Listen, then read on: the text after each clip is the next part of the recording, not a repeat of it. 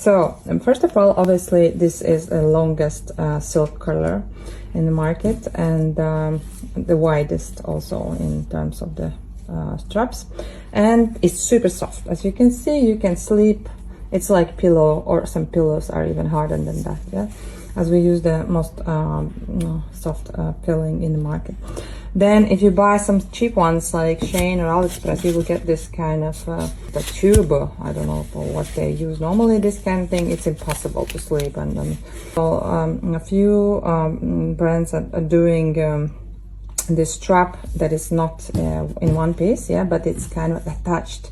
And even worse, if it's narrow than color, what's gonna happen? You see, I made it especially with a red thread. So band is the problem will occur after you will start to use it and tie it up, especially up to your hair. Head, you see, like what's gonna happen? It's already falling apart.